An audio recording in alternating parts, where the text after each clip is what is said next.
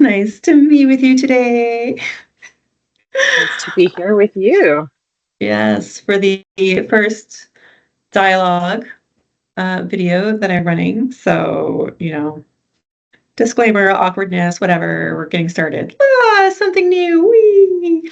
Anyway, um, yes, so for people just tuning in for the first time, I'm Paula. I run a channel called Brain Soup, and I talk about neurodiversity from the lens of a late diagnosed adult. And I have another one with me. Please, Helen, introduce yourself.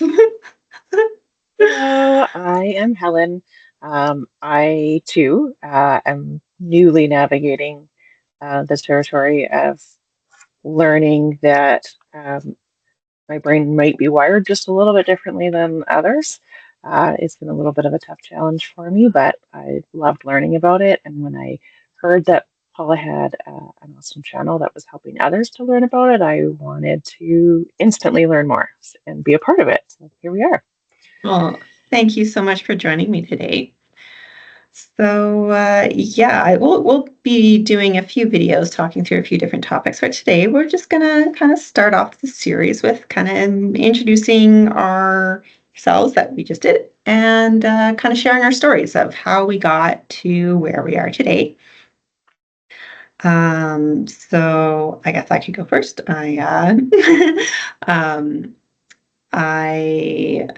have, I don't know, grew up, went to school, did the things, um, got really good grades in school, and went to university on a bunch of scholarships, was bright-eyed, nice ideals, and then I crashed and burned, and like dropped out of university, and just kind of had a big burnout, and then just said, okay, well, whatever, I'll find some job, any job, until I decide what I'm going to do with my life. And now that is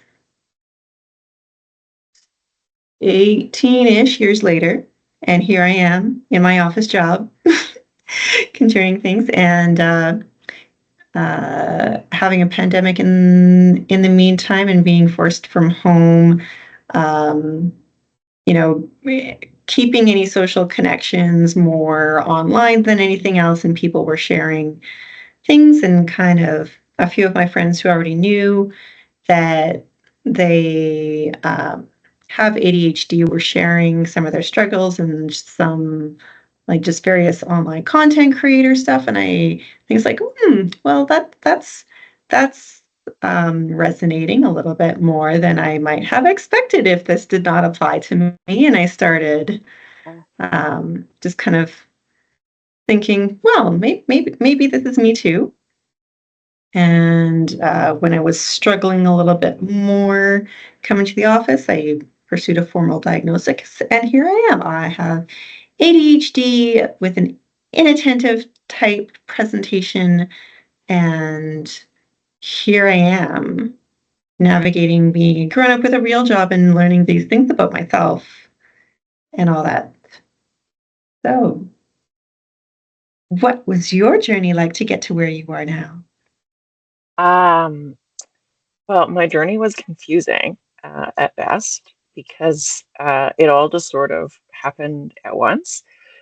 So I'm in my 40s and was likewise like you. I went through, the schooling, did all the things, and I was the overachiever. I was the person who did all the things. I always had multiple jobs. I always had somewhere to go. I was always organized and planned. And like I remember distinctly having an alphabetized CD collection just because I was always that organized, and never had any trouble. And then I just sort of like turned 40 and all of these things started to change and all at the same time.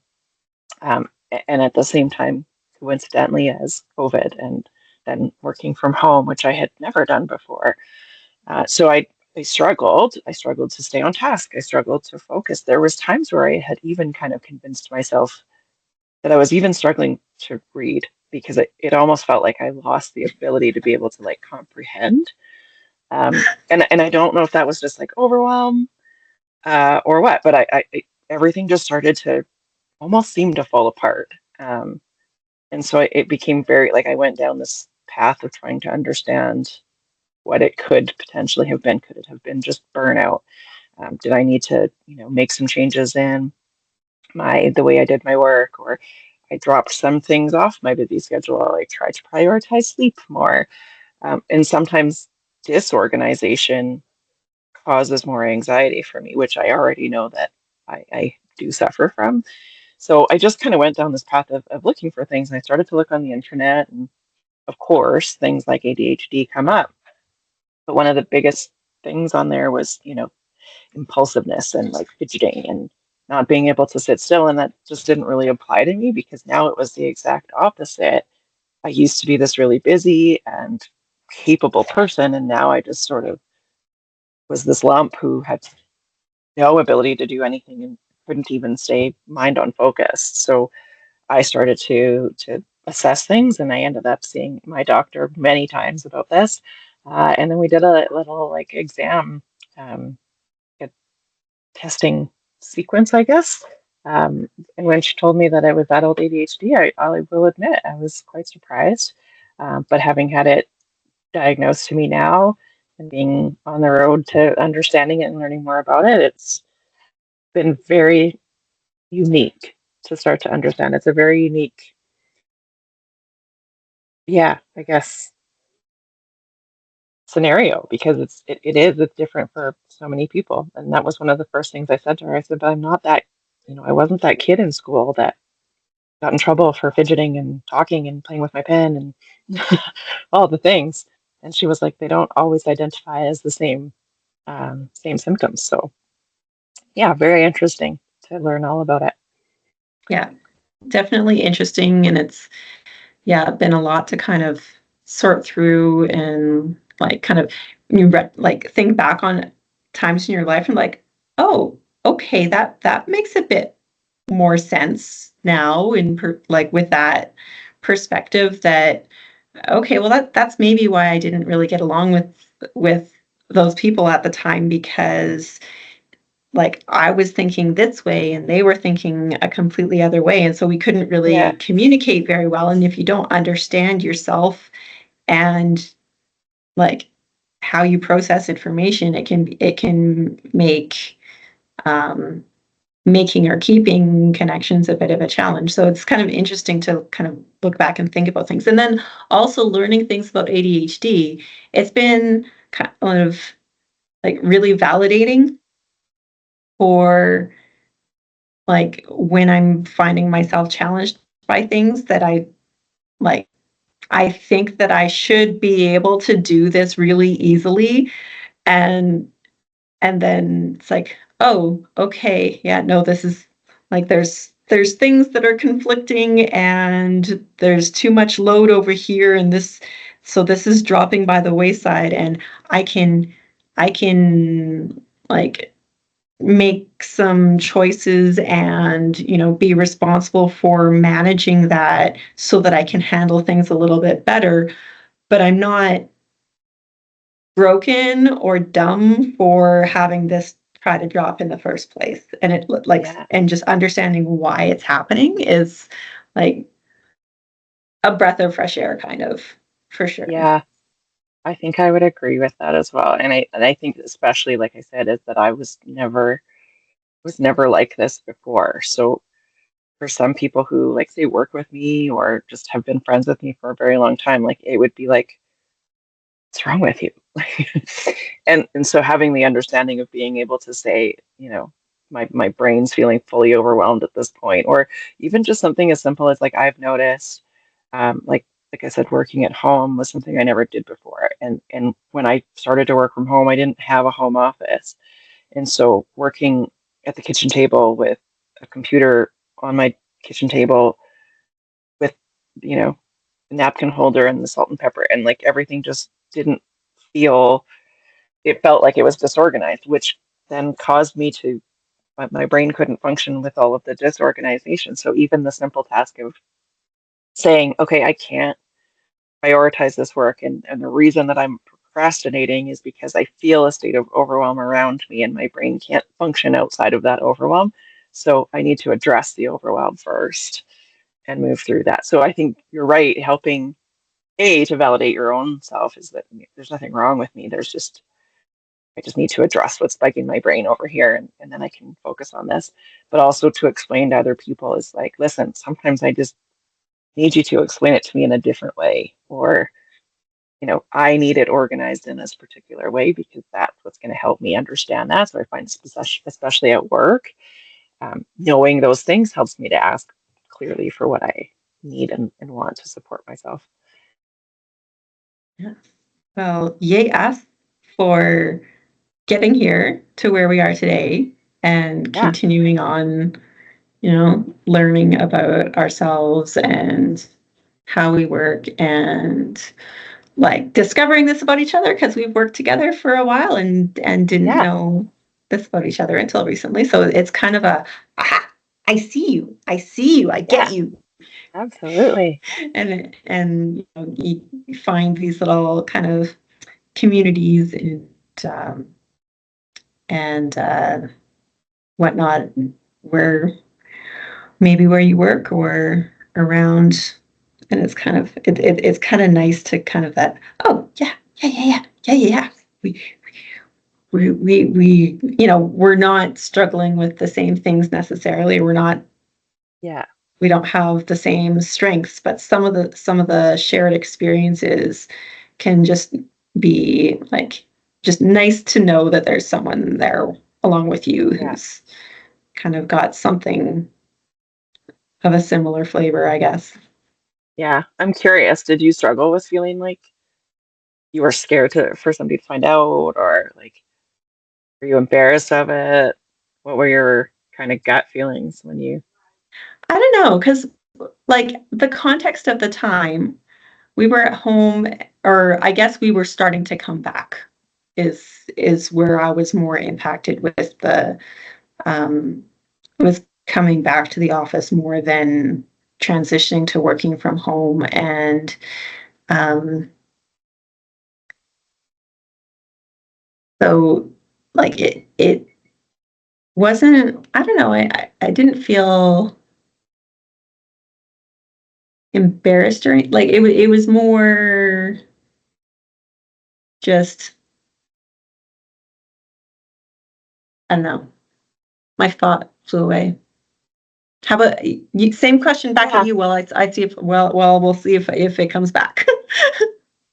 yeah. I don't know if I had any like specific one feeling about it. I just, like I said, I think I always and never grew up really knowing too many folks who were impacted by it, but I think I just always had um, that one sort of biased recognition of what it was as, the bad kid that always got in trouble because, oh, he had ADHD. And so, he had to go and work in the dark room by himself.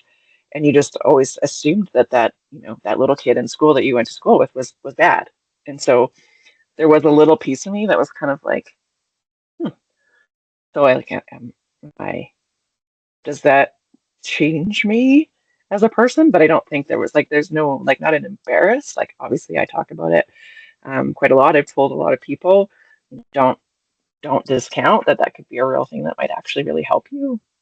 Um, so it's not that I just yeah I guess I just never really considered it up until when I was 40. So there was this distinct gap between 10 and 40 years old that I never even thought about ADHD.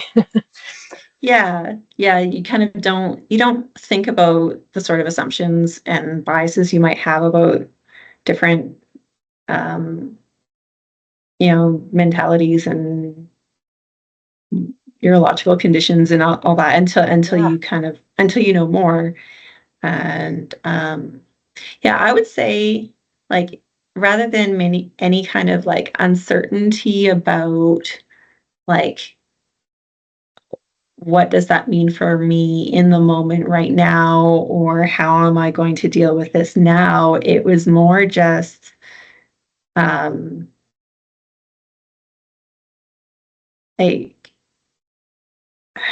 yeah, it helped me put a lot of kind of my teen years and, you know, whatnot into into perspective, and kind of helped actually give myself a lot more grace for kind of, you know, things like my university burnout, and like, Yeah. you know, not feel like that was a failure anymore. It was Yeah. like, it was a thing that happened. Um, and I mean, I'm happy with where I am now in life, and everything. So everything that's brought me here, I'm okay with. But it's like, okay, yeah, it's not like I'm okay. Like, looking back Yeah. on that, it was like not the best experience to go through, and I felt, you know, pretty ashamed that I couldn't, you know, keep up with it, and I that it was just not working out for me. But it really, like, knowing what I know now, and, you know, that understanding things about ADHD that got me to where, that led to that burnout situation, and it helps me kind of know things that I can look out for and avoid, and like triggers that I could keep in mind that would prevent something like that from happening again. Like, what are the warning Mhm. signs? Yeah.